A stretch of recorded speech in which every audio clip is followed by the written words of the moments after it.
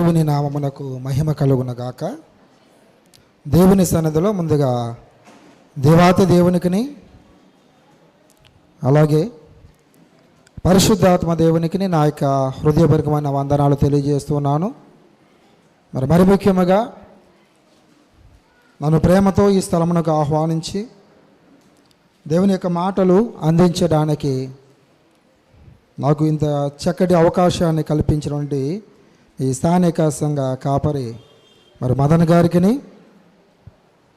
ఈ స్థానిక సంఘ గురుమండల అధ్యక్షులు దైవజనులకు, పిసిసి వారికి, ఎల్సిసి వారికి, సెక్రటరీ గారు, డెలిగేట్ గారు, ఆల్టర్నేట్ డెలిగేట్ గారు, ట్రెజరర్ గారు, జాయింట్ ట్రెజరర్ గారు, స్త్రీల సమాజం అయిన ప్రతి ఒక్క సహోదరులందరికీ మన రక్షకుడు ప్రభువునైన యేసు క్రీస్తు వారి యొక్క పరిశుద్ధమైన నామంలో నా యొక్క హృదయపూర్వకమైన పునరుత్థాన దిన ఈస్టర్ శుభాభివందనాలు తెలియజేస్తున్నాను.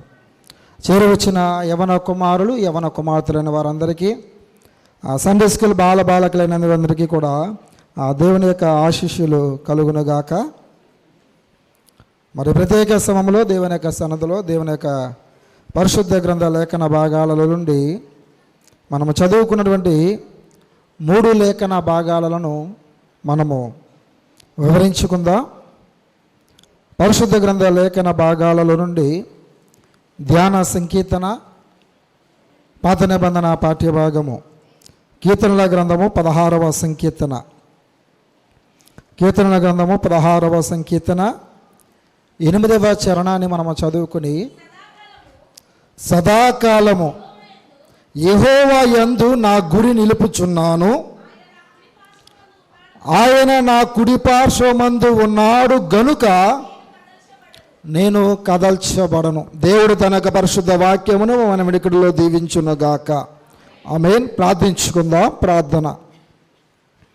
మహాపరిశుద్ధుడును, మహిమోన్నతుడును, నిత్యుడును, పరమందు ఆసనుడవయ్యున్న మా ప్రియ పరలోక పరిశుద్ధ పరమ తండ్రి, మా కన్న తండ్రి, పరిశుద్ధుడా, మీ పరిశుద్ధమైన, ఉన్నతమైన, శ్రేష్టమైన, మహోన్నతమైన, ఘనమైన, బలమైన, దీవించు పరిశుద్ధ నామమునకు అనంతమైన కోట్లాది వేవేల వందనాలు, కృతజ్ఞతాస్తులు చెల్లించుచున్నాను తండ్రి.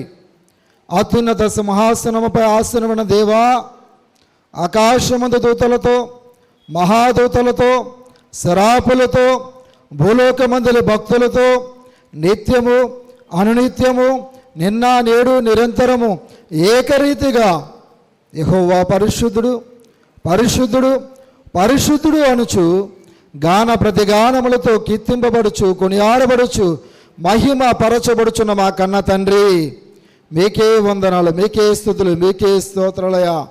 ఈ ఉదయకాల సమయంలో తండ్రి, ఈ ఇలపర్రు గ్రామములో దేవా, ఇక లూథరన్ సంఘములో చేరి ఇటు రీతిగా ప్రభువా నీ మాటలు వివరించే భాగ్యమును, ధన్యతను, అర్హతను మీరు నాకు దయచేస్తున్నందుకు వందనాలు ప్రభువా. ఎన్నిక లేని వాడను, దీనుడును, ఘోరపాపిని, ఏ మంచి యోగ్యత, ఏ మంచి అర్హత, ఎటువంటి పరిశుద్ధత, పవిత్రత నాలో లేదు ప్రభువా. అయినప్పటికీ తండ్రి, నీ సన్నిధిలో నీ నామము పేరట నిలువబడి ఉంటుండగా నన్ను మీ సిలువ చోటున మరుగుపరచి, నా మానవ స్వరము మరుగుపరచి, మీ దైవస్వరముతోనూ, నా మానవ జ్ఞానమును మరుగుపరచి, మీ దైవజ్ఞానముతోనూ, నీ మెలనైన స్వరముతోనూ కొద్ది నిమిషాలు మీరు నాలో ఉండి మాట్లాడుచూ ఉంటుండగా వినగలిగే చెవులు, గ్రహించగలిగే మనస్సును నాకును మాకును చేరువచ్చిన మాకందరికీ కూడా దయచేయమని, నీ వాక్య మర్మములు మాత్రమే మీరు నా నోట నుంచి వదజల్లమని, నన్ను మీ ఆత్మతో ఎత్తుపట్టుకొనమని, నాకు నేను తగ్గింపబడుతూ మీ నామను హెచ్చిస్తూ, నీ ప్రియ కుమారుడును, మా ప్రభువును, మా ప్రియ రక్షకుడును, మా కొరకు అతి త్వరలో వేగిరమై 2వ మారు రానయ్యున్న యేసు క్రీస్తు వారి అతి శ్రేష్టమైన, పరిశుద్ధమైన, దివ్యమైన నామములో ప్రార్థించి స్తుతించి ప్రార్థించిన మనవులన్నీ పొంది నామ మా ప్రియ పరలోక పరిశుద్ధ పరమ తండ్రి. ఆమేన్, ఆమేన్, ఆమేన్. దేవునికి స్తోత్ర, దేవునికి స్తోత్ర. ప్రభువునందు ప్రేమైన సహోదరుడా సహోదరి, చదవబడిన లేఖన భాగములు పరిశుద్ధ గ్రంథమును మనము పరిశీలన చేస్తున్నట్లయితే గనక ఈ కీర్తనల గ్రంథములో ఈ కీర్తన రచించినటువంటి మహారాజు, దేవుని యొక్క హృదయానుసారుడైనటువంటి దావీదు గారు ఈ ఉదయకాల సమయంలో ఈ ఈస్టర్ పండుగ పర్వదినమున నీతో నాతో మాట్లాడుతున్న మాట, దేవుడు మనలను బలపరుస్తూ మనకు ఆత్మీయ స్థితిని ఆయన హెచ్చింప చేయడానికి గాను అలనాడు దావీదుని దేవుడు ఏ విధంగా అయితే హెచ్చించాడో, ఘనపరిచాడో, దావీదుకు ఉన్నటువంటి స్థితిని దేవుడు మార్చి ఒక ఉన్నతమైన మహోన్నతమైన అత్యున్నతమైన స్థానములో దేవుడు నిలువబెట్టాడో, అందును బట్టి దావీదు దేవునికి కృతజ్ఞతాస్తులు చెల్లించుచు నిత్యము కూడా దినమునకు 7 మారులు దేవుణ్ణి స్తుతించినట్లుగా దేవుని యొక్క వాక్యము లేఖనాలు మనతో మాట్లాడుతున్నాయి. మనము చదువుకున్నటువంటి యొక్క వాక్య భాగమును మనము పరిశీలన చేస్తున్నట్లయితే గనక దావీదు గారు మనతో మాట్లాడుతున్న మాట, సదాకాలము యెహోవా యందు నా గురి నిలుపుచున్నాను. క్రైస్తవులమైన మనము, క్రీస్తు పిల్లలుగా బిడ్డలుగా పిలువబడుచున్న మనము,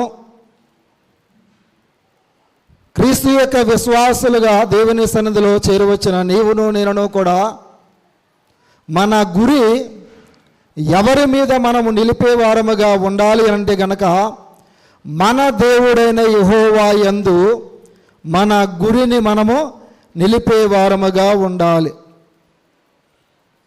క్రైస్తవుని యొక్క గురి ఏమిటి అనంటే గనక అంతిమముగా ఈ లోక యాత్రను ముగించుకొని, ఈ జీవన యాత్రను మనము ముగించుకొని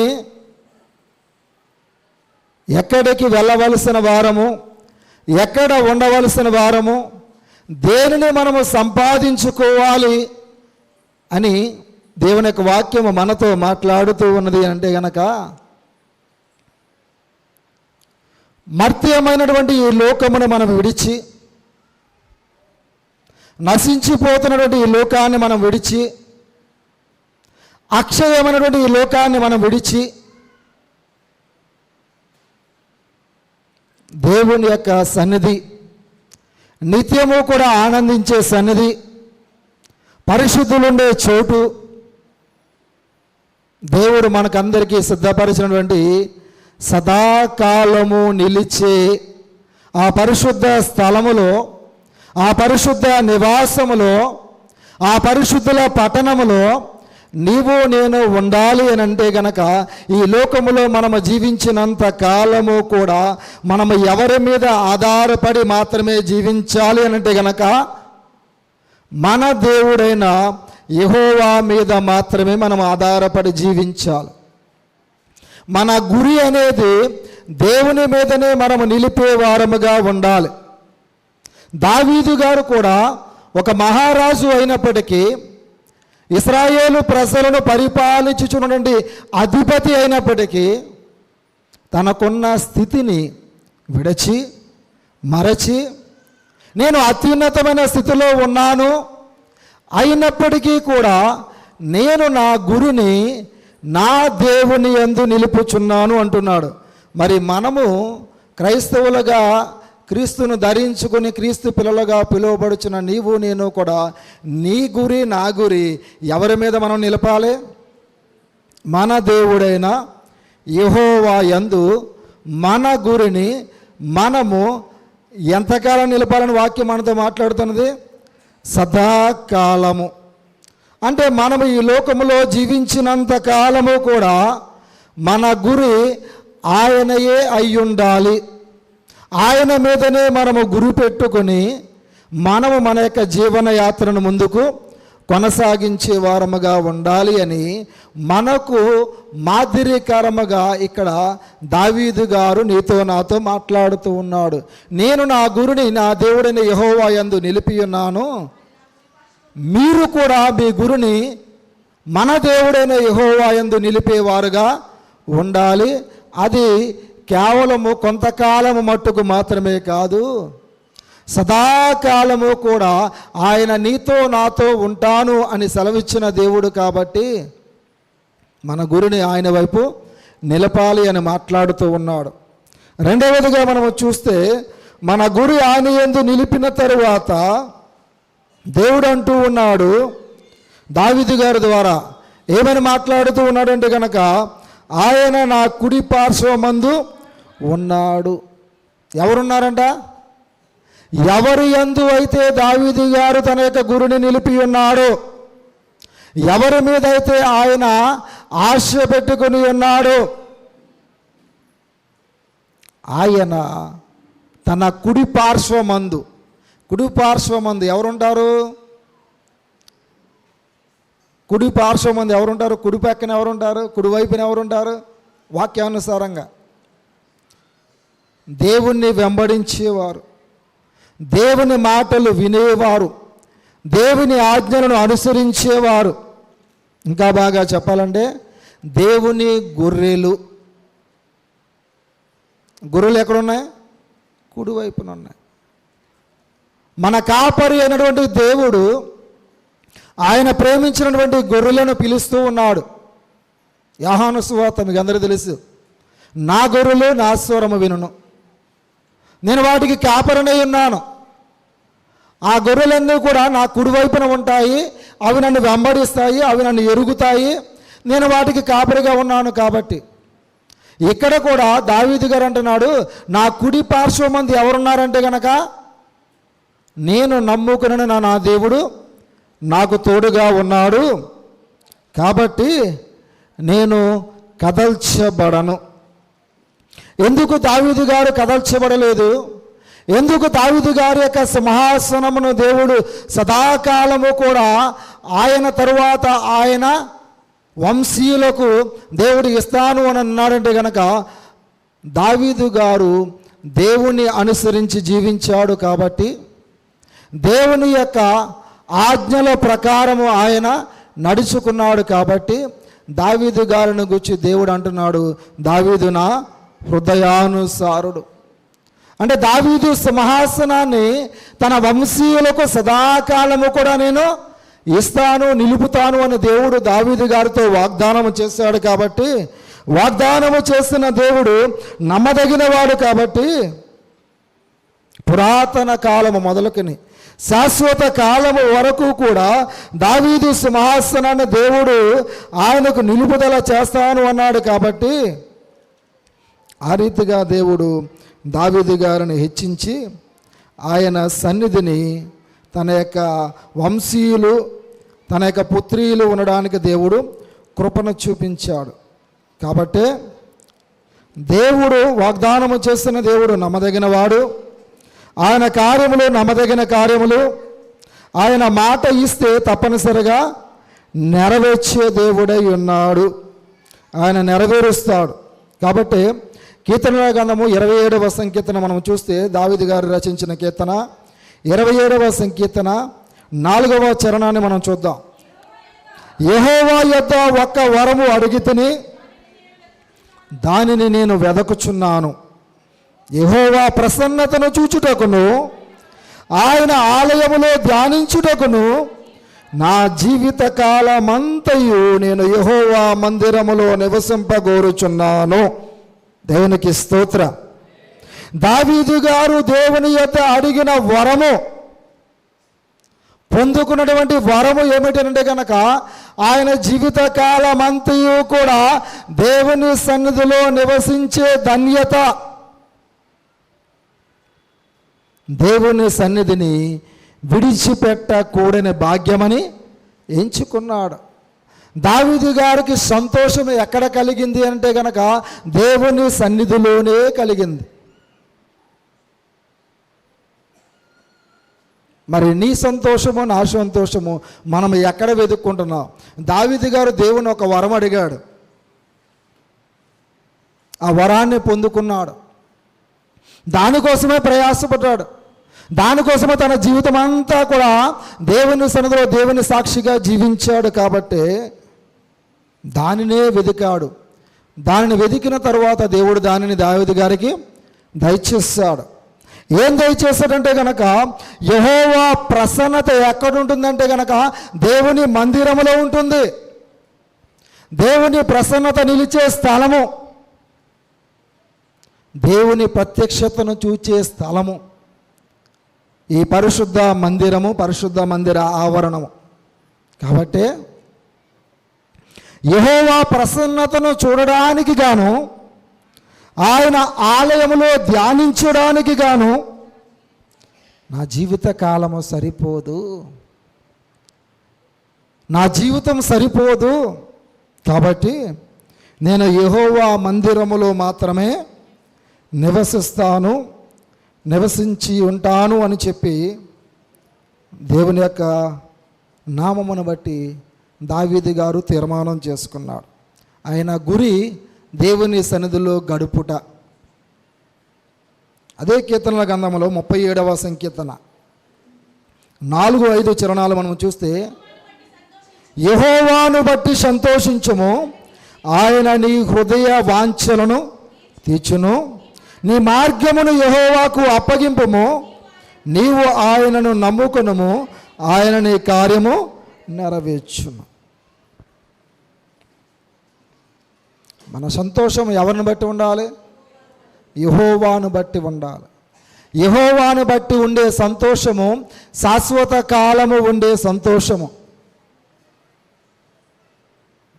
ఆ శాశ్వతమైన సంతోషము నీ హృదయ వాంఛలను, నీ యొక్క హృదయంలో నువ్వు ఏదైతే కోరుకుంటూ ఉన్నావో, వాంఛ, కోరిక, ఇచ్చ, కోరిక, నువ్వేదైతే కోరుకుంటున్నావో దానిని దేవుడు నీకు దయచేస్తాను అంటున్నాడు. ఆయన అడిగినది ఇచ్చే దేవుడై ఉన్నాడు. కీర్తన 20వ సంకీర్తన 4వ చరణంలో అంటాడు కదా, కీర్తన 24లో 20వ సంకీర్తన 4వ చరణం, నీ కోరికను సిద్ధింపజేసి నీ ఆలోచన యావత్తును సఫలపరచుదను. అంటే ఏదైతే మనము కోరుకుంటున్నామో ఆ కోరిక సిద్ధింపబడాలి అంటే కనుక, నీ ఆలోచన యావత్తు కూడా సఫలపరచబడాలి అనే కంటే కనుక మనము దేవుని సన్నిధిలో నిలిచి ఉండే వారముగా ఉండాలి. దేవుని ప్రత్యక్షతను మనము పొందుకోవాలి. అప్పుడు నీ హృదయ వాంఛలను ఆయన తీరుస్తాడు. తర్వాత ఏమంటున్నాడు? నీ మార్గము యెహోవాకు. మన ప్రతి పని, ప్రతి యొక్క ప్రయాణమును ఎవరికి అప్పగించాలంటే దేవునికి అప్పగించే వారముగా ఉండాలి. మనము ఆయనను నమ్ముకొనాలి. ఆయన మన కార్యము నెరవేర్చే దేవుడై ఉన్నాడు. కాబట్టి నా కుడి పార్శ్వమందు నేను నమ్ముకున్న దేవుడు ఉన్నాడు, కాబట్టి నేను కదల్చబడను. తర్వాత ఏమన్నాడు? అందువలన నా హృదయము, అంటే దావీదు గారి యొక్క హృదయం ఎందుకు సంతోషిస్తూ ఉన్నదంటే కనుక, ఆయన కుడి పార్శ్వమందు ఆయన నమ్ముకున్న దేవుడైన యెహోవా ఆయనకు తోడుగా ఉన్నాడు. కాబట్టి అట్టి వరాన్ని దేవుడు దావీదు గారికి దయచేశాడు. కాబట్టి ఆయన సంతోషించేవాడుగా ఉన్నాడు.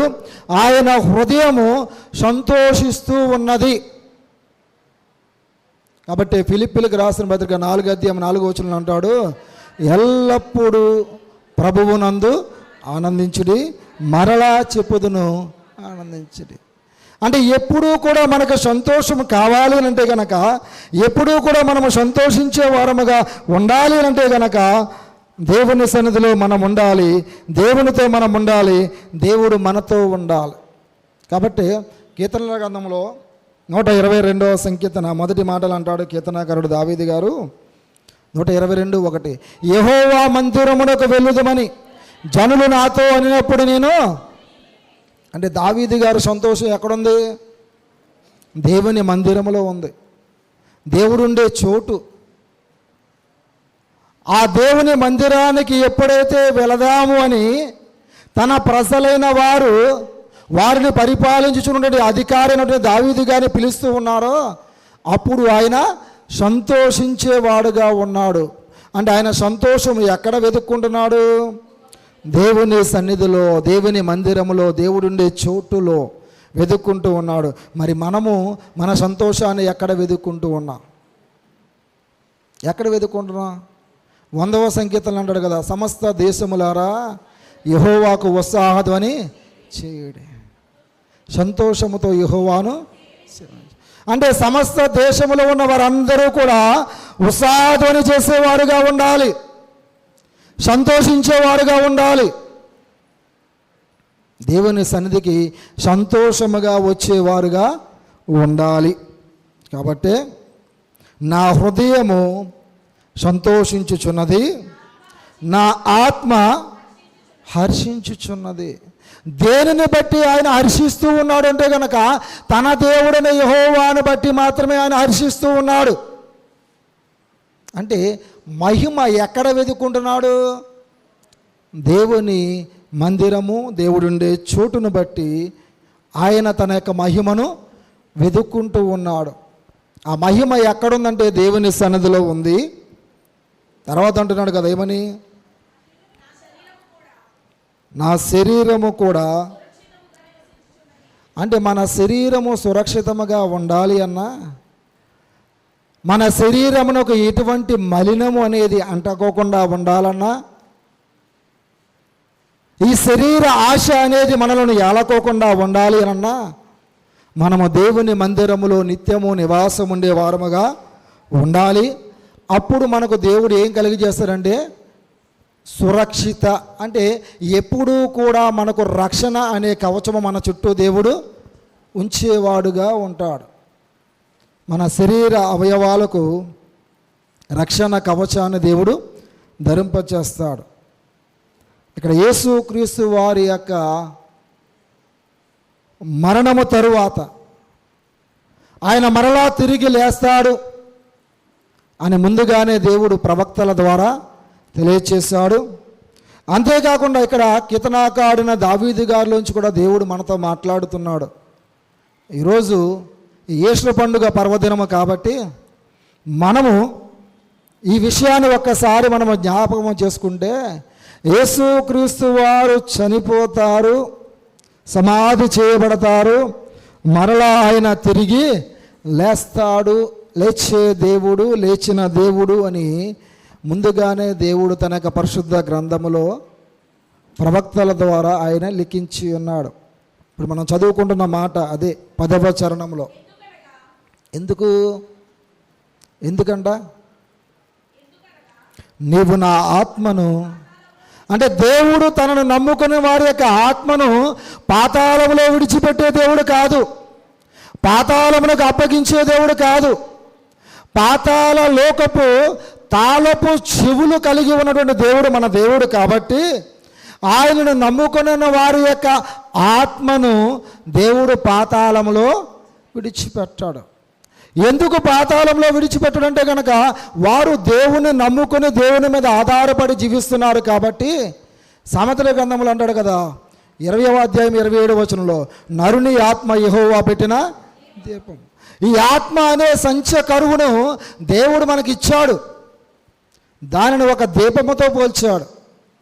ఆ ఆత్మ నిత్యము కూడా వెలుగుచుండాలి అంటే కనుక ఆ ఆత్మకు మనము వాక్యమనే నూనె పోస్తూ ఉండాలి. ఎప్పుడు?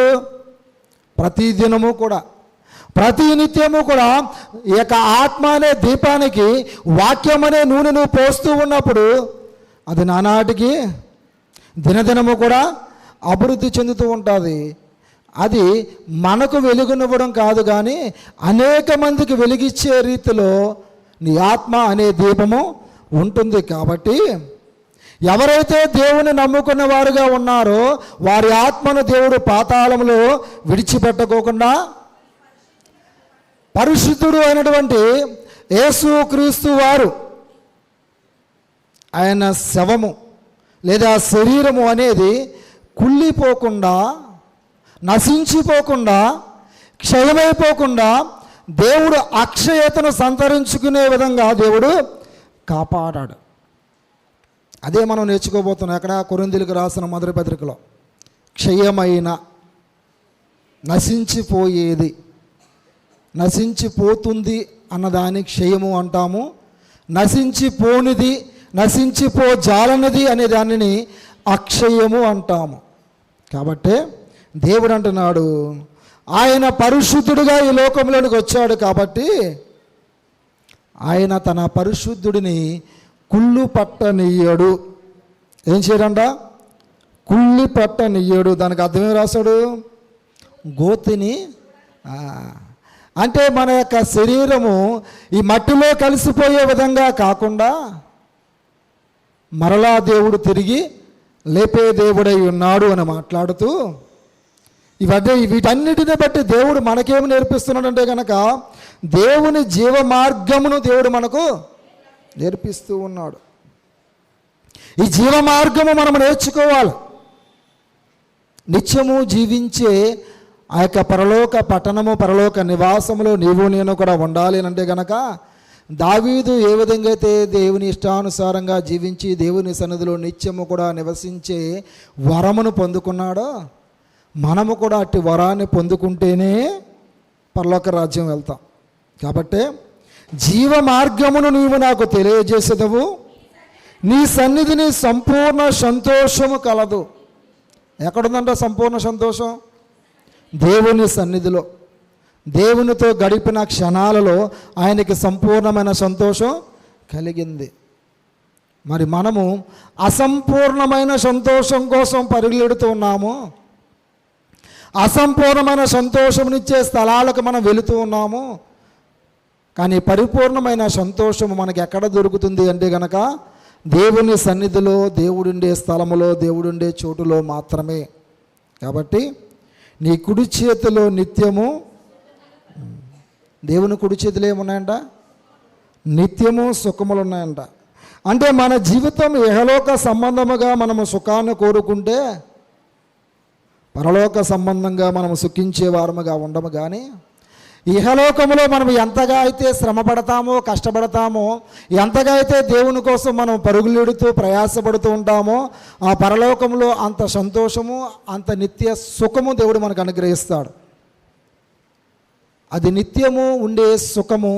ఇది తాత్కాలికమైన సుఖము, తాత్కాలికమైన లోకము. కాబట్టి అటువంటి పరిశుద్ధతను నేను పొందుకోవాలని, అటువంటి పరిశుద్ధుడుగా నేను జీవించాలని, ఆ పరిశుద్ధులుండే పట్టణములో నేను కూడా నివాసం ఉండాలి అని మరి దావీదు గారు ఏ రీతిగా అయితే ఆశపడ్డాడో, ఏ రీతిగా అయితే తన జీవితాన్ని అంతా కూడా దేవుని సన్నిధిలో గడిపాడో మరి మనమును కూడా అటు రీతిగా గడిపే వారముగా ఉండాలి అని ఈ పాత నిబంధన గ్రంథములో ఈ కీర్తనాకారుడు ద్వారా, ఈ 16వ సంకీర్తన ద్వారా దావీదు గారి ద్వారా దేవుడు నీతో నాతో మాట్లాడుతూ ఉన్నాడు. కాబట్టి దేవుని నమ్ముకున్న బిడలకు మరణము అనేది లేదు.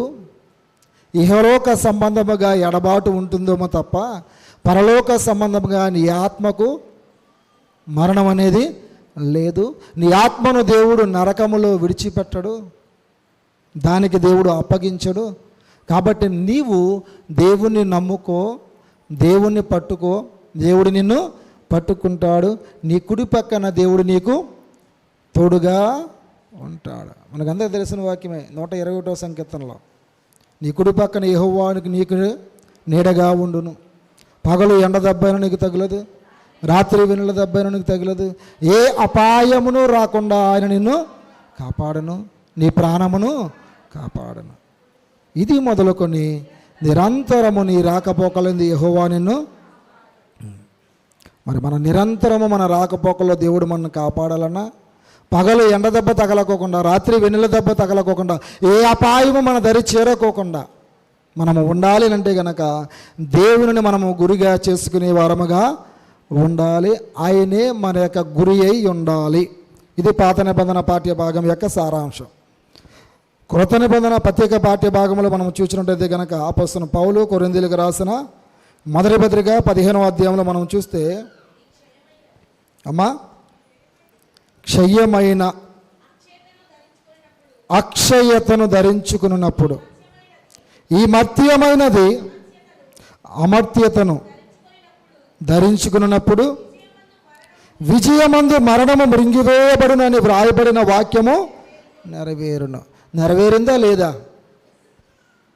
దేవుడు తిరిగి పునరుత్థానుడై లేచాడు కాబట్టే విజయమందు మరణము మృంగివేయబడును అనే వాక్యము లేఖనాలు నెరవేరిని. లేకపోతే ఈ వాక్యము నెరవేరలేదు. మనము కూడా మన జీవితాలను ఎక్కడతో ముగించుకునే వారముగా ఉంటాం. అయితే ఇక్కడ ఏమంటున్నాడంటే కనుక ఈ క్షయమైనది ఏంటంటే ఇదంతా కూడా క్షయము.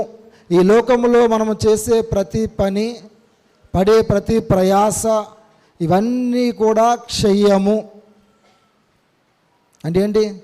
నశించిపోతాయి, విడిచిపెట్టేస్తాము, అంతరించిపోతాయి. ఈ క్షయమైన వాటి కోసం నువ్వు ఒకవేళ పరిగెత్తావు అనుకో, నీ జీవితం వ్యర్థమైపోతుంది, నిష్ప్రయోజనమైపోతుంది. కాబట్టి క్షయమైన వాటి కోసం నువ్వు ఆశపడద్దు. అక్షయతను సంతరించుకునే దేవుని మాటలు మనము నేర్చుకోవాలి. వాక్యము అనగా అర్థము లోకానుసారంగా చూస్తే వాక్యము అనగా పదముల అమరిక అని అర్థం. వాక్యం అంటే ఏంటి? పదముల అమరిక. పదములు అనగా అక్షరముల సముదాయం అని అర్థం. అక్షరములు అనగా చెరిపివేయడానికి వీలు లేనివి, చెరపలేనివి. వాటిని మనం ఏంటంటే అక్షరము అంటాం. అంటే మనము చిన్నప్పుడు ఏదైతే నేర్చుకున్నామో అది మనము మరణించినంత వరకు కూడా మనతోనే ఉంటుంది. అంటే వాక్యము అనగా చెరిపివేయడానికి వీలు లేనిది, చెరగనిది. కాబట్టి ఈ వాక్యము మన జీవితాలను సరిచేస్తుంది, సరిచూస్తుంది. కాబట్టి కీర్తనాకారుడు 119వ సంకీర్తన 50లో అంటాడు కదా, నీ వాక్యమే నన్ను బ్రతికించెను, నా బాధలో ఇదే నాకు నెమ్మది కలిగించుచున్నది. అదే 119, 105లో అంటాడు కదా, నీ వాక్యము నా పాదములకు దీపమును, నా త్రోవకు వెలుగునై ఉన్నది. అంటే వాక్యమే మనల్ని బ్రతికిస్తుంది, వాక్యమే మన బాధల్లో మనకు నెమ్మదిస్తుంది, వాక్యమే మన పాదాలకు దీపముగా ఉంటుంది, మన త్రోవకు వెలుగై ఉంటుంది. కాబట్టి అటువంటి అక్షయమైనటువంటి దేవుని యొక్క మాటలను మనము ధరించుకోవాలి, అక్షయతను మనం సంతరించుకోవాలి. క్షయమైన వాటి కోసం మనం పరిగెత్తకూడదు, ప్రయాసపడకూడదు. ఇవన్నీ ఒకానొక దినాన నశించిపోతాయి. కానీ అక్షయమైన దేవుని యొక్క మాటలు మాత్రం నిత్యము కూడా నిలుస్తాయి. కాబట్టి అటువంటి అక్షయతను మనము ధరించుకున్నప్పుడు ఈ మర్త్యమైనది అమర్త్యతను ధరించుకొనుచున్నది. మర్త్యమైన ఈ లోకం, విడిచిపెట్టే ఈ లోకం, ఏదో ఒక సమయమున ఏదో ఒక దినమందు మనం ఈ లోకాన్ని విడిచిపెట్టి వెళ్ళవలసిన వారమే. అమర్త్యతను సంతరించుకోవాలంటే కనుక నిత్యము కూడా మనము జీవించేవారి జాబితాలో మనం ఉండాలంటే కనుక అక్షయతను మనము సంతరించుకోవాలి. అలాగే దేవుడు కూడా మరలా తిరిగి లేచాడు అంటే ఆయన మృత్యుంజయుడయ్యాడు, ఆయనకు మరణము లేదు.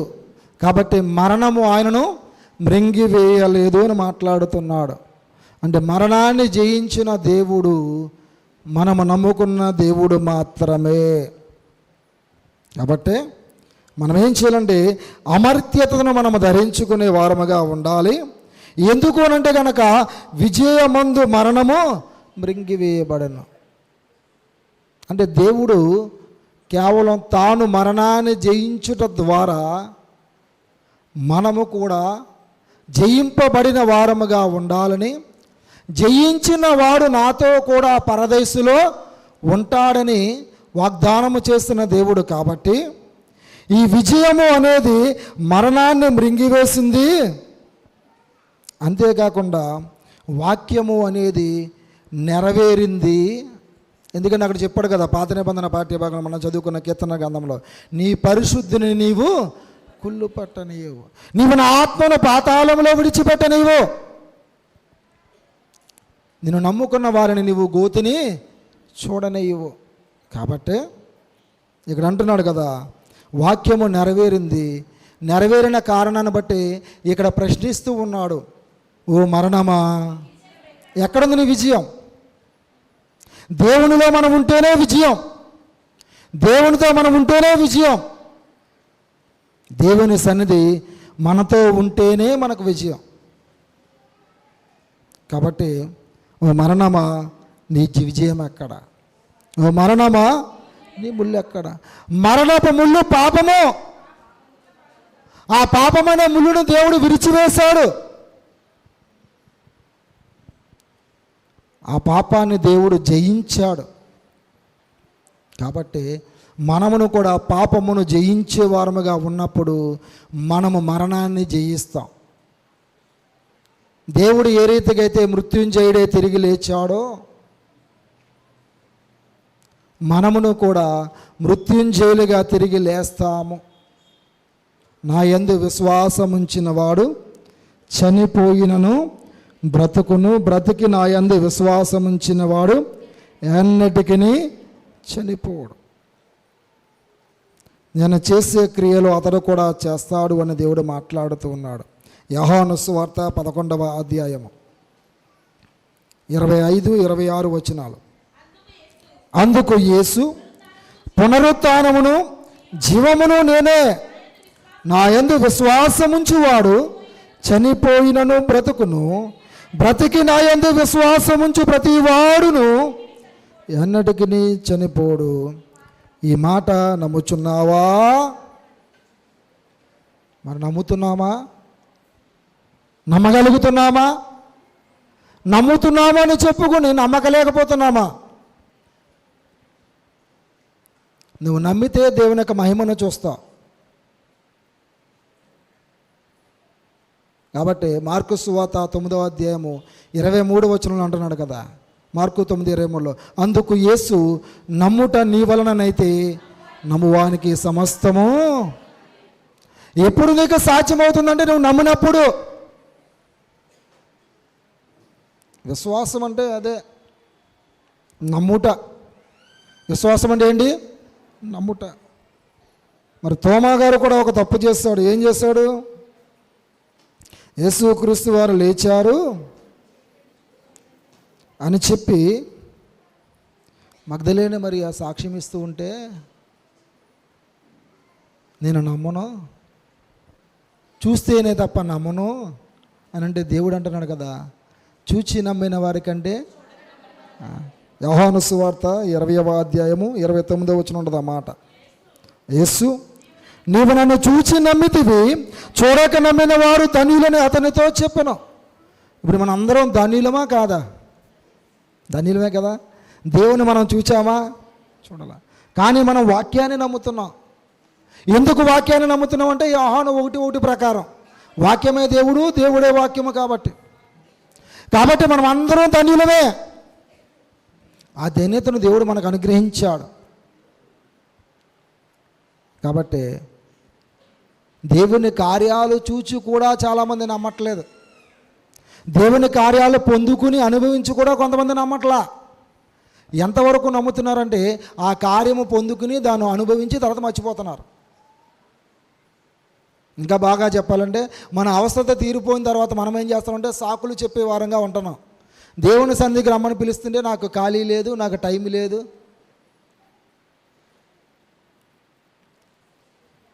మరి దేవుని నమ్మిన వారమా, నమ్మని వారమా? విశ్వాసం అంటే అంతే కదా. హెబ్రీయులకు రాసిన పత్రిక 11వ అధ్యాయం 1వ వచనం ప్రకారం విశ్వాసం అన్నది నిరీక్షింపబడు వాటి యొక్క నిజస్వరూపం. నిజస్వరూపం అంట, నిజమైన రూపం అదే విశ్వాసులకి. మనందరూ నిరీక్షిస్తూ ఉన్నాం. దేనికోసం నిరీక్షిస్తున్నాం అంటే దేవుని యొక్క 2వ రాకడ కొరకు నిరీక్షిస్తూ ఉన్నాం. ఆ 2వ రాకడలో ఎత్తబడే వారంగా ఉండాలని నిరీక్షిస్తూ ఉన్నాం. దేవుడు వచ్చే సమయానికి దేవుని మనము ఎదుర్కోవాలా. అది మన యొక్క నిరీక్షణ. మనం ఎందుకు ఈ విశ్వాస జీవితాన్ని ఇలా ముందుకు కొనసాగింపజేస్తానంటే, ఒకవేళ గనక మనము విశ్వాసులుగా ఉండకోకుండా, దేవుని సన్నిధికి రాకుండా, దేవుని సన్నిధిలో ఉండకోకుండా మనం ఉంటే త్రోవ తప్పిపోతాం. దానికి బెస్ట్ ఎగ్జాంపుల్ ఎవరో కాదు, యేసుక్రీస్తు వారి శిష్యులే. దేవుడు తమతో ఉన్నంత కాలం వాళ్ళు చాలా అద్భుతాలు చేశారు, ఆశ్చర్యకార్యాలు చేశారు.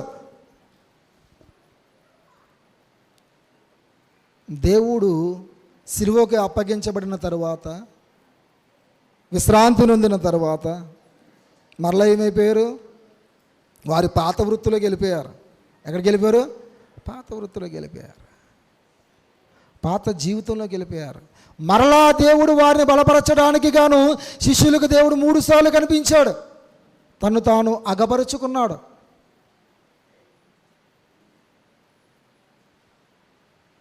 మరలా అప్పుడు విశ్వాసం ఉంచారు.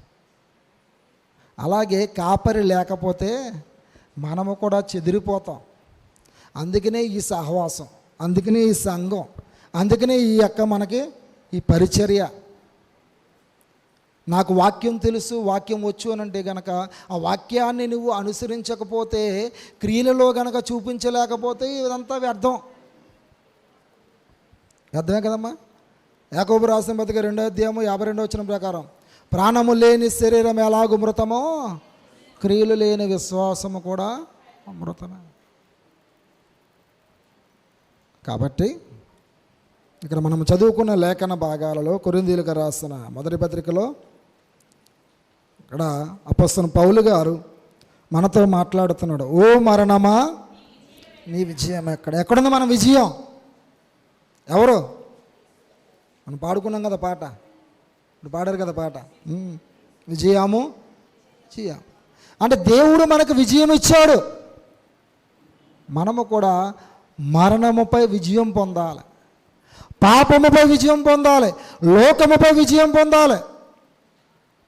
లోకములో ఉన్నవన్నీ కూడా మర్త్యమైనవి, క్షయతను సంతరించుకునేవే.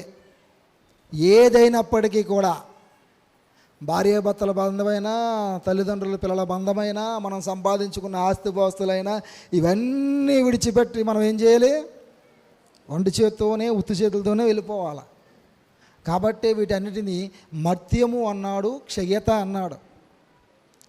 కానీ అమర్త్యమైనది, అక్షయతను సంతరించుకున్నది ఏదైనా ఉన్నదంటే కనుక కేవలం దేవుని యొక్క వాక్యము, మాటలు, దేవుని సన్నిధి మాత్రమే.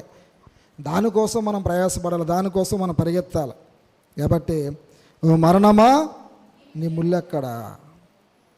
మరణపు ముళ్ళు పాపము. మరణపు ముళ్ళు ఏంటంట? పాపం. మనకు అందరికీ తెలుసు పాపం కోసం, ఎవరికి కొత్తగా ఏం చెప్పక్కర్లా. యాకోబు రాసిన పత్రిక 1వ అధ్యాయంలో అంటాడు కదా, యాకోబు రాసిన పత్రిక 1వ అధ్యాయంలో 14వ వచనం, ప్రతి వాడును తన స్వకీయమైన దురాశ చేత ఏడవబడి మరులు కొల్పబడిన వాడై శోధింపబడును. దురాశ గర్భము ధరించి పాపము కనగా, పాపము పరిపక్వమై మరణమాయను. దేవునికి స్తోత్ర. అంటే మరణము మనకి ఎలా సంభవిస్తుంది అంటే కనుక, నీ దినములు ముగియక ముందే నీవు నీ ప్రాణమును ఏ విధంగా విడుస్తున్నావు అంటే కనుక ఈ దురాశను బట్టే. ఆశ ఉండొచ్చు, దురాశ ఉండకూడదు, అత్యాశ ఉండకూడదు. మనం ఎందుకు దురాశ పడుతున్నాం అంటే కనుక స్వకీయమైన కోరికలు. సడన్గా మనం ఒక్కసారి పైస్థాయికి వెళ్ళిపోవాలంటే వెళ్ళిపోతామా? అయ్యే చేతనం ఎక్కువ ప్రయత్నాలు, ఒక్కసారే సంపాదించేయాలి. కాబట్టి మనము మన యొక్క స్వకీయమైన దురాశ చేత ఏడవబడుతున్నామంట. ఏం చేస్తున్నాం? ఏడవబడుతున్నాం. ఎంతసేపు ఏమి సంపాదించుకోవాలా, ఏమి కూడబెట్టుకోవాలా, నా పిల్లలకి నేను ఏమి ఇవ్వాలా, ఏమి ఇస్తావు నువ్వు చూస్తావా? పోనీ నువ్వు ఇచ్చింది వాళ్ళు శ్రేష్టమైనదిగా భావించి దాన్ని వినియోగిస్తారా అంటే? నిజంగా ఈ రోజున తల్లిదండ్రులు కష్టపడి సంపాదించిన రూపాయిని సద్వినియోగపరిచేవారి కంటే దుర్వినియోగపరిచేవారే ఎక్కువ ఉన్నారు. ఇంకా బాగా చెప్పాలంటే బాగా ధనవంతులైన పిల్లలు త్వరగా చెడిపోతున్నారు, వ్యసనాలకు లోనే అయిపోతున్నారు, దుర్వ్యసనాలకు లోనే అయిపోతున్నారు. ఎందుకనంటే కనుక వారికి ఏమి లేదు, దేవుని అందులో భయభక్తులు లేవు వారికి. అది నేర్పించమని మన పిల్లలకి దేవుని అందరి భయభక్తులు నేర్పించాం, దేవుని సన్నిధికి రావడం నేర్పించాం, దేవుని పాటలు, మాటలు, వాక్యము, ప్రార్థన నేర్పించాం. ఏమి నేర్పిస్తాం? నువ్వు పెద్ద అయ్యాక మంచి ఉద్యోగం సంపాదించాలి, డాక్టర్ అవ్వాలి, ఇంజనీర్ అవ్వాలి, లేదా ఇంకా ఫారెన్ వెళ్ళిపోవాలి. ఏం చేస్తావు? ఇవన్నీ కూడా ఏం చేసుకుంటాం? ఏం చేసుకుంటాం? చాలామంది దూరదర్శనాలు వెళ్ళి తన ప్రాణాలు పోగొట్టుకుంటున్నారు. తమ యొక్క నీతిని, విశ్వాస్యతను విడిచిపెట్టేస్తున్నారు. ఉన్న దానితో సంతృప్తి చెందు. అసలు మన పిల్లలకు మనం ఏం నేర్పించాలంటే దేవుని మాటలు మాత్రమే నేర్పించాలి. దేవుని సన్నిధికి తీసుకురావడం నేర్పించాలి. దేవుని సన్నిధిలో ఎలా ఉండాలో నేర్పించాలి. అదే కదా చెప్తున్నాడు దేవుడు. ద్వితీయోపదేశ కాలంలో దేవుడు ఏం మాట్లాడుతున్నాడు? 6వ అధ్యాయంలో మనం ఏం చేయాలి, ఏం చేయకూడదు, మన పిల్లలకి ఏం నేర్పించాలి, ఏం నేర్పించకూడదు, వారిని ఎలా ఉంచాలన్నది 6వ అధ్యాయంలో 5వ వచనం నుంచి మనం చూస్తే, నీ పూర్ణ హృదయముతోను, నీ పూర్ణ ఆత్మతోను, నీ పూర్ణ శక్తితోను నీ దేవుడిని యెహోవాను ప్రేమింపవలను. నేడు నేను నీకు ఆజ్ఞాపించు ఈ మాటలు నీ హృదయంలో ఉండవలను. నీవు నీ కుమారులకు వాటిని అభ్యసింపజేసి. నిజం చెప్పండి, ఎవరైనా వారి పిల్లలకి ఇలా నేర్పించారా? అమ్మా, ఏ కాన్వెంట్లో జాయిన్ చేయాలా, ఏ కాలేజీలో జాయిన్ చేయాలా, ఏ కోచింగ్ సెంటర్లో జాయిన్ చేయాలా? ఇది తప్ప నిజంగా బైబిల్లో ఉన్న సత్యాలు నా పిల్లలకి నేను నేర్పించాలని ఎవరైనా అనుకుంటున్నామా? ఆడు కొడుకు ఎక్కడ చదివితే నా కొడుకు ఇంకా పైన చదవాలి. ఇదే ఇక్కడ దేవుడు అంటున్నాడు, నీ పూర్ణ హృదయముతో, నీ పూర్ణ ఆత్మతో, నీ పూర్ణ శక్తితో నీవు ఫస్ట్ నీ దేవుడిని యెహోవాను ప్రేమించు. తర్వాత ఏమన్నాడు? ఈ ఆజ్ఞలన్నిటినీ కూడా, ఈ మాటలన్నీ కూడా నీ హృదయంలో ఉంచుకో. వాటిని నీ కుమారులకు అభ్యసింపచే, వివరించు, తెలియచే, నువ్వు టీచింగ్ చేయి. ఏం నేర్పించాలి మన పిల్లలకి? దేవుని వాక్యం నేర్పించాలి. నీ ఇంట కూర్చున్నప్పుడు, త్రోవలో నడిచినప్పుడు, పండుకున్నప్పుడు, లేచినప్పుడు వేటిని గురించి మాట్లాడాలి? మనం ఇది మాట్లాడాం. బాబు హోంవర్క్ చేసావా? క్లాసులు ఏమి ఇచ్చారు? ఇదే. క్లాస్ ఫస్ట్ వచ్చిందా? ఇదే. చివరాక జీవితం మొత్తం నాశనం అయిపోద్ది.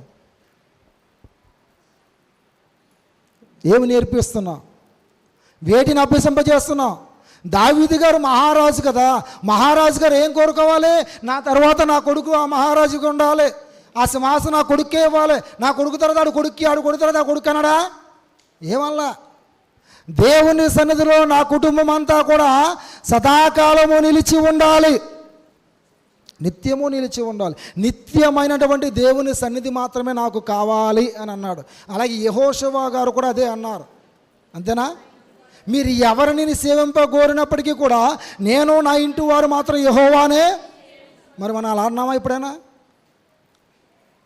ఇంకా బాగా చెప్పనా, మన ఇంట్లో వాళ్ళు పాస్టర్లు అవ్వకూడదు, కానీ పక్కింటి పాస్టర్ అయితే పర్లేదు. అయితే సేవ అనేది ఈ రోజున బాగా డబ్బుతో కూడుకున్న పని అయిపోయింది. కానీ నిజంగా ఎంతమంది దేవుని సేవ కోసం వారి పిల్లలను సమర్పించుకుంటున్నారు?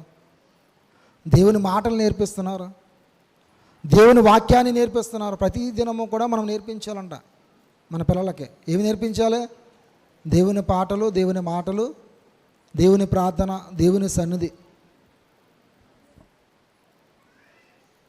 కాబట్టి మనం చదువుకున్నటువంటి లేఖన భాగాల్లో కొరింథీయులకు రాసిన మొదటి పత్రిక మనకి కిందకు వస్తే, అయినను మన ప్రభువైన యేసుక్రీస్తు మూలముగా మనకు జయము అనుగ్రహించుచున్న దేవునికి స్తోత్రము కలుగునుగాక. మనం ఏ రీతిగా ఉన్నప్పటికీ, ఏ రీతిగా జీవిస్తున్నప్పటికీ కూడా దేవుడు మనకి ఏమిస్తున్నాడంట? జయం ఇస్తున్నాడంట. ఎందుకు? ఈరోజు కాకపోతే రేపు, రేపు కాకపోతే ఎల్లుండి, ఎల్లుండి కాకపోతే అవతల ఎల్లుండి అని చెప్పి దేవుడు 2023 సంవత్సరాల వరకు దేవుడు మనల్ని కాపాడాడు.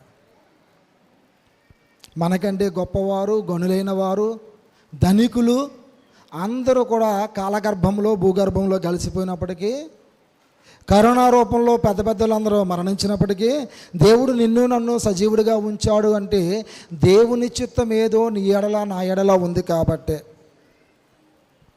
ఆ చిత్తాన్ని నెరవేర్చే వారంగా మనం ఉండాలి. దేవుని చిత్తానికి, ఆస్థానికి మనము అప్పగింపబడే వారముగా మనం ఉండాలి. కాబట్టి మన ప్రభువైన, అంటే మనలను పరిపాలించువాడు అనేటువంటి యేసుక్రీస్తు మూలముగా మాత్రమే మనకు జయము కలుగుతుంది. కాబట్టి అట్టి జయము అనుగ్రహించుచున్నటువంటి దేవునికి స్తోత్రము చెల్లిస్తున్నామా? ఎంతమంది రోజులో దేవునికి కృతజ్ఞతాస్తులు చెల్లిస్తున్నారా? దేవా ఈ రోజంతా మమ్మల్ని కాపాడావు కదా, ఇంకా బాగా చెప్పనా ఈ 40 దినాలు మమ్మల్ని కాపాడావు కదా, నీ పునరుత్థాన దినములోనికి ఈస్టర్ పండుగ పర్వదినంలోకి మనం ప్రవేశపెట్టావు కదా, అందుని బట్టి నీకు స్తోత్రం అని ఎవరైనా ప్రార్థించగలిగారా ఉదయాన్నే లేచిన వెంటనే?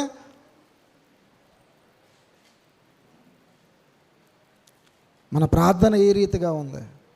మన విశ్వాసం ఏ రీతిగా ఉంది? మన నిరీక్షణ ఏ రీతిగా ఉంది?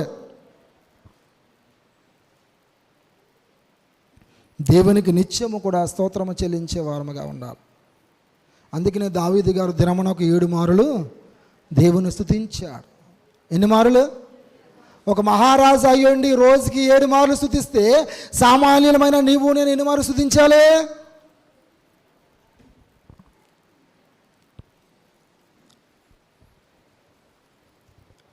నా ప్రియ సహోదరులారా, మీ ప్రయాస దేనికోసం? మీ ప్రయాస ప్రభువునందు వ్యర్థం కాకూడదు. వ్యర్థమైన భక్తి, వ్యర్థమైన ఆరాధన మనకొద్దు. అర్థం లేని భక్తి మనకొద్దు. దేవుడు అంటున్నాడు, నా ప్రియ సహోదరులారా, మీ ప్రయాస ప్రభువునందు వ్యర్థము కాదని ఎరిగి నువ్వు దేవుని కోసం ఎంతగా కష్టపడుతున్నావో, ప్రాకులాడుతున్నావో, పరిగెడుతున్నావో, దేవుని పని నువ్వు చేయగలుగుతున్నావో, వీటన్నిటిని బట్టి దేవుడు నీకు ఒక రోజున ఉన్నతమైన సింహాసనాన్ని దేవుడు నీకు ఇస్తాడు. దానికోసం ప్రయాసపడాలి, దానికోసం పరిగెత్తాలి. కానీ మనం దేనికోసం పరిగెడుతున్నాం? మత్తయి సువార్త 11:28 చూడు. మత్తయి 11:28 ప్రయాసపడి భారము మోసుకొనుచున్న సమస్త జనులారా, వచ్చామండి, శుభ్రంగా నిద్రపోతున్నామండి మందిరంలోకి వచ్చి. ఈ విశ్రాంతి నీకు తగదు. దేవుని విశ్రాంతిలో నువ్వు ప్రవేశించాలంటే ఈ లోకంలో నువ్వు విశ్రమింపకోకుండా దేవుని పని చేసేవాడుగా ఉండాలి. శ్రమ అనుకోకుండా దేవుని సన్నిధిలో కనబడే వారముగా ఉండాలి. కాబట్టి మీ ప్రయాస ప్రభువునందు వ్యర్థము కాదని ఎరిగి ఎలా ఉండాలంట? క్రైస్తవులు స్థిరముగా ఉండాలంట. బండ మీద కట్టబడిన పునాది ఎంత స్ట్రాంగ్గా ఉంటుందో, స్థిరముగా ఉంటుందో, క్రీస్తు అనే బండ మీద మనము మన యొక్క పునాదిని, మన విశ్వాస జీవితాన్ని కట్టుకుంటే మనం అంత స్థిరులుగా ఉంటాం. దేంట్లో స్థిరులుగా ఉండాలి? విశ్వాసములో స్థిరులుగా ఉండాలి. రెండవది, కదలని వారుగా ఉండాలి. దేవుని సన్నిధికి వస్తే మళ్ళీ బయటికి వెళ్ళకూడదు. అయ్యేంత వరకు, ఆశీర్వాదం అయ్యేంత వరకు వెళ్ళకూడదు. దేవుడు నీతో ఏం మాట్లాడతాడా అని నీ హృదయంతో నువ్వు ఎదురు చూడాలి. తర్వాత ఏమంటున్నాడు? ప్రభువు కార్యాభివృద్ధి అందు ఎప్పటికీ. దేవుని కార్యాభివృద్ధి ఏంటి? దేవుని చిత్తాన్ని మనం అనుసరించాలి, దేవుని వాక్యాన్ని మనం అనుసరించాలి, దేవుడు చెప్పింది మనము చేయాలి. దీనికోసం మనము దేవుని సన్నిధికి రావాలి. వాక్యం ఏది చెబితే మనం అదే చేయాలి. వాక్యానుసారంగా మాత్రమే మనం జీవించాలి. వాక్యమునకు లోబడి, వాక్యమునకు విధేయత కలిగి మనము జీవించినప్పుడు దేవుడు నీయందు తన యొక్క కార్యము సఫలమైందని చెప్పి దేవుడు సంతోషించేవాడుగా ఉంటాడు. కుమారుని యందు తండ్రి సంతోషించాడు. మీకు అందరికీ తెలుస్తుంది, కొత్తగా ఏం చెప్పక్కర్లా. కుమారుని యందు ఇదిగో ఈయన నా ప్రియ కుమారుడు, మత్తయి సువార్త 3వ అధ్యాయం, ఈయన యందు నేను సంతోషించాడు లేదా? మరి మన యందు దేవుడు సంతోషించక్కర్లేదా? సంతోషించాలి వద్దా? సంతోషించాలి కదా. మీ సంతోషం ఎక్కడ ఉండాలి? దేవుని సన్నిధిలో ఉండాలి. అట్టి సంతోషాన్ని మనం పొందుకోవాలి. అట్టి సంతోషం కోసం మనం ప్రయాసపడాలి. మొదట దేవుడు, తర్వాత నీ పని. మొదట దేవుడు.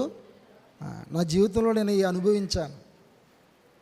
దేవుని పని మానేస్తే నేను ఉద్యోగంలో సస్పెండ్ అయిపోతాను. దేవుని కంటే ఎక్కువగా ప్రేమిస్తే వాళ్ళకు దూరం అయిపోతుంది. నా భార్య అయినా, నా కూతురైనా, నా అన్నదమ్ములైనా. ఇది నా జరిగినాయి నా జీవితంలో. ఎవరికి ఫస్ట్ ప్రిఫరెన్స్ ఇవ్వాలి? కానీ మనం ఏం చేస్తాం? కాబట్టి దేవుని కార్యాభివృద్ధి నీ యందు నెరవేరాలి. దేవుడి చిత్తాన్ని నువ్వు నెరవేర్చాలి. దేవుని చిత్తాన్ని నెరవేర్చడానికి మాత్రమే మనం ఈ లోకంలో జీవించాలి. ఇది సువార్త పాఠ్యభాగం యొక్క అర్థం. చివరగా పత్రిక పాఠ్యభాగం యొక్క అర్థము. చివరగా సువార్త పాఠ్యభాగము యోహాను సువార్త 20వ అధ్యాయము 11వ వచనం నుంచి. అయితే మరియ సమాధి బయట నిలిచి ఏడ్చుచుండెను. ఎవరు ఏడుస్తున్నారు ఇక్కడ? మరియ ఏడుస్తుంది. మరియ ఎవరంటే మగ్దలేని మరియ అని చివరిలో రాశాడు. మన వాక్యానికి ఎండింగ్లో మగ్దలేని మరియ అని చెప్పి రాశాడు. ఇక్కడ 3 మరియలు కనబడుతున్నారు మనకి. యేసు తల్లి ఉంది, మగ్దలేని మరియ ఉంది, ఆమె సహోదరి సలోమి ఉంది. ఈ 3 స్త్రీలు దేనికోసం వారు పరిగెడతారు? దేవుని సమాధిని అలంకరించాలని, సుగంధ ద్రవ్యాలు పూయాలని, దేవుని ముందుగా చూడాలని. నిజం చెప్పండి, ఈరోజు ఆరాధన ప్రారంభ ప్రార్థన చేయకముందు ఎంతమంది వచ్చారు? నన్ను వదిలేయండి, నేను ఎక్కడ దూరం నుంచి వచ్చాను. నేను పాలకొల నుంచి వచ్చాను. మీ అయ్యగారు ప్రారంభ ప్రార్థన చేయకముందు ఎంతమంది వచ్చారు? ఆయన ప్రారంభ ప్రార్థన చేసి ఆయన పాట స్టార్ట్ చేసి రెండమ్మ రెండమ్మ అంటే అప్పుడు వస్తాం మనందరం. ఇక్కడ ఈ స్త్రీలు, మీరే మెయిన్, మా అక్కలో చెల్లెళ్ళు.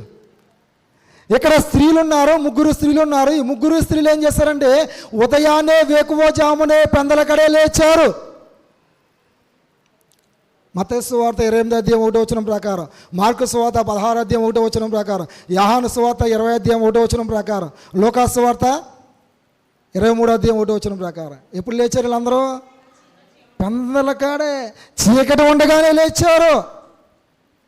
యేసుక్రీస్తు వారిని సమాధి చేసిన చోటుకు వచ్చారు. కానీ ఆ సమయానికి దేవుడు అక్కడ ఉన్నాడా? వారికంటే ముందుగా దేవుడు లేచిపోయాడు. మరి మనం ఆదివారం మాత్రమే రెస్ట్ కదా, ఉద్యోగాలు సెలవు కదా, అన్నీ తాయితీగా చేసుకుని వెళ్దాంలే అని లేటుగా లెగుతాం. ఇక్కడ ఈ మరియ సమాధి దగ్గర నిలుచుండి ఏడుస్తుంది. ఎందుకు ఏడుస్తుంది? నా ప్రభువుని ఎవరో ఎత్తుకుపోయారు, నా దేవుణ్ణి ఎవరో ఎత్తుకుపోయారు, నా బోధకుని ఎవరో ఎత్తుకుపోయారు. నేను నా బోధకుని చూడాలని వచ్చానే, కానీ ఆ ధన్యత నాకు లేదే అని ఏడుస్తూ ఉంది మగ్దలేనే మరియ. తన పాపాలన్నీ కడిగి వేసినటువంటి యేసుక్రీస్తు వారిని ముందుగా చూడాలని ముందుగా సమాధి దగ్గరికి పరిగెత్తుకుని వచ్చింది. మరి మనం వెళ్తాం, ఎక్కడికి వెళ్తాం? ఆ సమాధుల దగ్గరికి వెళ్తాం పరిగెత్తుకుని, పువ్వులు వేసి అన్నీ రెడీ చేసి అన్నీ పెట్టేసి. అది కాదు, దేవుని సన్నిధికి ముందుగా రావాలి, దేవుని సన్నిధిలో ముందుగా కనపడాలి. కాబట్టి అయితే మరియ సమాధి బయట నిలిచి ఏడ్చుచుండెను.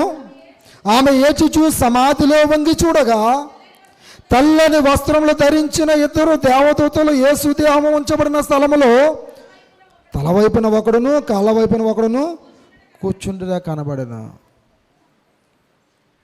మగ్దలేని మరి ఎవరిని చూసింది? దేవదూతలను చూసింది. దేవుని చూడాలనుకుంది, కానీ ఎవరిని చూసింది? దేవదూతలను చూసింది. ఆ దేవదూతలు ఎలా ఉన్నారంట? తెల్లని వస్త్రములు ధరించుకున్న వారుగా ఉన్నారు. మనం కూడా తెల్లని వస్త్రాలు వేసుకొస్తాం బలారాధనకి, ప్రభురాత్రి భోజన సంస్కారానికి. నీ దేహము తెల్లగా ఉండడం కాదు, కానీ నీ హృదయం తెల్లగా ఉండాలి. నీ వస్త్రాలు తెల్లగా ఉండడం కాదు, నీ హృదయం. అలాగని తెల్లబట్టలు వేసుకోవద్దని నేను చెప్పట్లేదండి. మన వస్త్రములు ఎంత తెల్లగా ఉన్నావో మన హృదయం కూడా అంతకంటే తెల్లగా పరిశుద్ధముగా ఉండాలి, నిష్కలంకమైనదిగా ఉండాలి. కాబట్టి మరియ గారు సమాధి దగ్గరికి వచ్చారు, బయట నిల్చున్నారు, ఏడుస్తూ ఉన్నారు. ఈలోగా తెల్లని వస్త్రాలు ధరించుకున్న 2 దేవదూతల్ని చూశారు. వారు ఎక్కడున్నారంట? యేసుక్రీస్తు వారిని సమాధి చేసినటువంటి యొక్క స్థలములో, ఆ సమాధి పెట్టెలో, ఆ సమాధి ఉంచబడిన చోటులో తలవైపున ఒకడును. అంటే దేవునికి దేవదూతలు ఏం చేస్తున్నాయి? పరిచర్య చేస్తూ ఉన్నాయి. అలాగే మనం కూడా దేవుని పరిచర్య చేసే వారంగా ఉండాలి. దేవదూతలు ఎప్పుడూ అలసిపోవంట. అలసిపోతాయా? అలసిపోతాయా? యెషయా గ్రంథం 6:3 ప్రకారం నిత్యము కూడా మహాదూతలు, శరాపులు యెహోవా పరిశుద్ధుడు పరిశుద్ధుడు పరిశుద్ధుడు నుంచి గొప్ప స్వరముతో ఇదేంటనంట పాట పాడమంటే మైకిత్తేనే గట్టిగా పాడతాం, అదే పాడం మనం. ఎక్కడ వాయిస్ దెబ్బతినేద్దో, ఎక్కడ గొంతుపోద్దో. ఇక్కడ దేవదూతలు ఏం చేస్తున్నాయి? గొప్ప స్వరముతో గాన ప్రతిగానములు చేయుచుండిరి. ఎప్పుడు? నిత్యము. అప్పుడప్పుడు కాదు, ఎప్పుడప్పుడు కాదు, నిత్యము కూడా. మరి మనము కూడా అటు రీతిగా ఉండాలి. ఇక్కడ దేవదూతలు ఎవరితో మాట్లాడుతున్నాయి? మగ్దలేనే మరియతో మాట్లాడుతున్నాయి. ఏమని మాట్లాడుతున్నాయి? వారు, అమ్మా ఎందుకు ఏడ్చుచున్నావని ఆమెను అడుగగా, ఆమె, నా ప్రభువును ఎవరో ఎత్తుకొని పోయిరి, ఆయనను ఎక్కడ ఉంచిరో నాకు తెలియలేదని చెప్పాను. మరియ గారు ఏమనుకుంటుందంటే కనుక, దేవుని ఎవరో ఎత్తుకుపోయారు కాబట్టి ఆయన ఎక్కడుంచారో నాకు తెలియలేదు, ఆ సమాచారం మీరు చెబుతారా అని చెప్పి దూతలని అడుగుతున్నాయి. మరి నీవు నేను కూడా క్రీస్తు లేచాడు అనే సమాచారాన్ని ఎవరికి చెప్పాలి? సర్వలోకానికి చాటి చెప్పాలి. ఏం చేయాలి? సర్వలోకానికి చాటి చెప్పాలి. ఆయన మృత్యుంజయుడు, ఆయన తిరిగి లేచాడు. ఇంకా మనం బాగా అర్థం కావాలంటే రోమీయులకు రాసిన పత్రికలో ఒక మాట ఉంటుంది. రోమీయులకు రాసిన పత్రిక టైంకి ముగించేస్తాను, ఇంకా 5 నిమిషాలు ఉంది, కంగారు పడద్దు. రోమీయులకు రాసిన పత్రిక 10వ అధ్యాయము 9వ వచనం, 10:9. అదేమనగా, యేసు ప్రభువు అని నీ నోటితో ఒప్పుకొని దేవుడు మృతులలో నుండి ఆయనను లేపనని నీ హృదయమందు విశ్వసించిన ఎడల నువ్వు రక్షింపబడదు. నువ్వు ఎలా రక్షింపబడతావు? నీకు రక్షణ ఎలా కలుగుతుందంటే కనుక యేసే ప్రభువు అని నీ నోటితో నువ్వు ఒప్పుకోవాలి. రెండవదిగా దేవుడు మృతులలో నుండి ఆయనను లేపాడు అని నీ హృదయంలో నువ్వు విశ్వసించాలి. అప్పుడు మాత్రమే నువ్వు రక్షింపబడతావు, అప్పుడు మాత్రమే నువ్వు శిక్ష నుంచి తప్పించబడతావు. కాబట్టి ఇక్కడ దేవదూతలు మరియమ్మ గారితో మాట్లాడుతున్నాయి. ఏమని చూద్దాం. ఆమె ఈ మాట చెప్పి వెనుక తట్టు తిరిగి యేసు నిలిచి యుండుట చూచెను. ఎప్పుడైతే ఆ దేవదూతలను అడుగుతూ ఉందో వెంటనే దేవుడు ఏమయ్యాడు? ప్రత్యక్షమయ్యాడు. దేవుడు ప్రత్యక్షమయ్యాడు. దేవుని సన్నిధి ఆమె దగ్గరికి వచ్చి నిలబడింది. దేవుని సన్నిధి, దేవుని ప్రత్యక్షత ఆమె దగ్గర నిలబడేసరికి ఆమె ఏమేసింది? భయం వేసింది.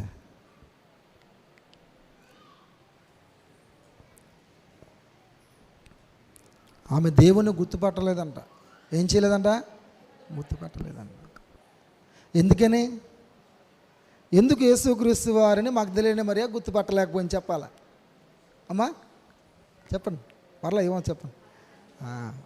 మహిమ శరీరము దాల్చుకున్నాడు కాబట్టి, మర్త్యమైన శరీరాన్ని విడిచిపెట్టేశాడు, క్షయమైన శరీరాన్ని విడిచిపెట్టేశాడు, అది భూమిలో పాతి పెట్టేశాడు. కాబట్టి అక్షయతను అమర్త్యతను ధరించుకున్న దేవుడుగా అక్కడ నిలిచి ఉన్నాడు. కాబట్టి దేవుని యొక్క రూపాన్ని ఆమె గుర్తుపట్టలేకపోయింది. కాబట్టి తర్వాత ఏమంటున్నాడు? యేసు, అమ్మా ఎందుకు ఏడ్చుచున్నావు, ఎవరిని వెతుకుచున్నావు అని ఆమెను అడుగగా, ఆమె ఆయన తోటమాలి అనుకొని, అయ్యా నీవు ఆయనను మోసుకొని పోయిన యెడల ఆయనను ఎక్కడ ఉంచుతువో నాతో చెప్పుము, నేను ఆయనను ఎత్తుకొని పోదునని చెప్పాను. దేనికి స్తోత్ర. రక్షకుడైన యేసుక్రీస్తు వారిని ఎత్తుకుపోవడానికి వచ్చిందంట ఆవిడ. ఎత్తుకుపోవడం అంటే ఆ విధంగా కాదండి, అర్థమై తన హృదయంలోనికి ఆహ్వానించి దేవుణ్ణి తనతో పాటు తీసుకుని వెళ్ళాలని ఆమె వచ్చింది. అంటే సిద్ధపాటు హృదయం కలిగి వచ్చింది. ఎలా వచ్చింది? సిద్ధపాటు హృదయం కలిగి వచ్చింది. దేవుణ్ణి తన యొక్క నిజ రక్షకునిగా అంగీకరించడానికి ఎంతమంది సిద్ధపాటు హృదయంతో వచ్చారు అక్కడికి? కాబట్టి మనం అందరం ఎలా రావాలి? సిద్ధపాటు హృదయం. ఈరోజు నువ్వు ప్రార్థనకు వచ్చావంటే దేవుని దగ్గర ఏదో ఒక కార్యం పొందుకుని వెళ్ళాలంతే. దేవుడు నీతో ఏదో ఒక మాట ద్వారా నేను హత్తుకోవాలంతే, అలా రావాలి. మరి ఏమంటుంది యేసుక్రీస్తు వారిని, ఏమనుకుందంట? తోటమాలి అనుకుందంట. అంటే ఆ తోటను కాపలా కాస్తున్న వ్యక్తి అనుకుంది. ఆమె అంటుంది, అయ్యా నా ప్రభువుడు ఎక్కడున్నాడో చెప్పు, నేను ఆయన్ని ఎత్తుకుని పోతాను. మనం అందరం కూడా నేర్చుకుంటున్నామే ఏమని? నన్ను వెంబడింపగోరినాడు తన్ను తాను తగ్గించుకుని ఉపేక్షించుకుని తన సిలువనెత్తుకుని. ఎలా సిలువ కూడా మోసేస్తున్నారు ఈ మధ్యలో బాగా, కానీ దేవుని మాత్రం చేర్చుకోవట్లా, దేవుడు చెప్పింది మాత్రం చేయట్లే. సిలువ మోసినంత మాత్రాన నువ్వు దేవుడితో సమానం అయిపోవో, దేవుని రాజ్యానికి వెళ్ళిపో.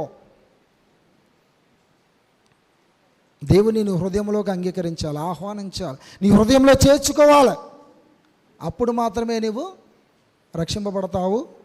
ఆ పరిశుద్ధులు ఉండే పట్టణంలో నీకు చోటు ఉంటుంది. ఇది ప్రకటన గ్రంథము 2వ అధ్యాయం ప్రకారం, ఇదిగో నేను తలుపు నద్ద నిలుచుండి తట్టుచున్నాను, ఎవడైనను నా స్వరము విని తలుపు తీసినట్లు నేను అతనితోనూ అతడు నాతోనూ కలిసి ఏ భోజనం? పరలోకమనే విందు, పరిశుద్ధులుండే పట్టణంలో విందు. అది కావాలి మనకే, ఇది కాదు. కాబట్టి ఆమె తోటమాల అనుకుంటుంది. ఎందుకు ఏడుస్తున్నావు అని దేవుడు అడిగాడు, ఎవరిని వెతుకుతున్నావు అని దేవుడు అడిగాడు. ఆమె తోటమాలి అనుకుని, అయ్యా నువ్వు ఆయన మోసుకుని పోతే కనుక ఆయన ఎక్కడ ఉన్నాడో చెప్పు, నేను ఆయన ఎత్తుకుని పోతానని చెప్పింది. యేసు ఆమెను చూచి మరియా అని పిలిచాను. ఎప్పుడైతే తన పేరు పెట్టి దేవుడు పిలిచాడో అప్పుడు ఆమె యొక్క మనోనేత్రాలు తెరవబడ్డాయి. ఆమె దేవుణ్ణి అప్పుడు దృష్టించింది, అప్పుడు చూడగలిగింది. ఏమంటుంది? ఆమె ఆయన వైపు తిరిగి ఆయనను హెబ్రీ భాషలో రబ్బూని, బోధకుడా. యేసుక్రీస్తు వారిని అప్పగించిన ఇస్కరియోతు యోధ కూడా ఏం చేశాడు? బోధకుడా నీకు శుభమని చెప్పి ముద్దు పెట్టుకుని ఆయన్ని అప్పగించేశాడు. మనం కూడా అంతే, విషపూరితమైన ముద్దులు చాలా పడుతూ ఉంటాం. ఎక్కడ? సామంత్రి గ్రంథం 27వ అధ్యాయం 5-6 వచనాలను చూడు. లోపల ప్రేమించడం కంటే బహిరంగముగా గద్దించడం మేలు, మేలు కోరి స్నేహితుడు గాయములు చేవును, పగవాడు లెక్కలేని. ఇది కావాలి మనకే, అదొద్దు. వాక్యం ఉన్నదన్నట్టుగా చెప్తే పాస్టర్ గారిని తిట్టేస్తాం, సిఆర్ గారిని తిట్టేస్తాం, ఎవరొత్తాలని తిట్టేస్తాం, మనం పక్కన కూడా తిట్టేస్తాం. బైబిల్ అంటుంది అలాగే చెప్పాలంటుంది, అది అర్థమవుతుందమ్మా. సో కాబట్టి ఇక్కడ రబ్బూని అంటుంది. రబ్బూని అనగా బోధకుడు, అనగా బోధించేవాడు.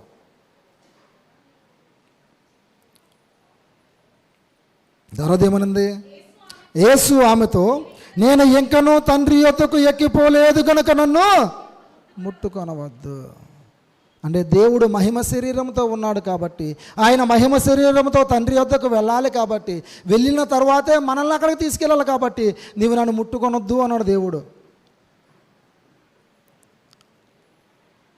అసలు దేవుని ముట్టుకోవడానికి మన శక్తి సరిపోతుందా? మన భక్తి సరిపోతుందా? లేదే.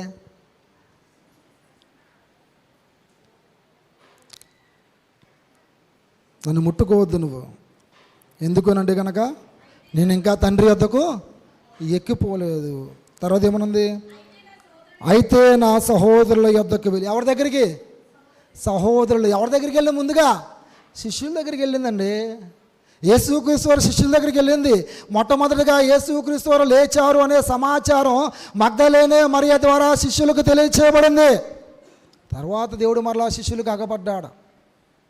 మరలా 2వ మారు తోమా గారి కోసం మరలా 3వ మారు అగపడ్డాడు దేవుడు. మొత్తం 3 సార్లు కనబరుచుకున్నాడు దేవుడు తను తాను తన శిష్యులకి.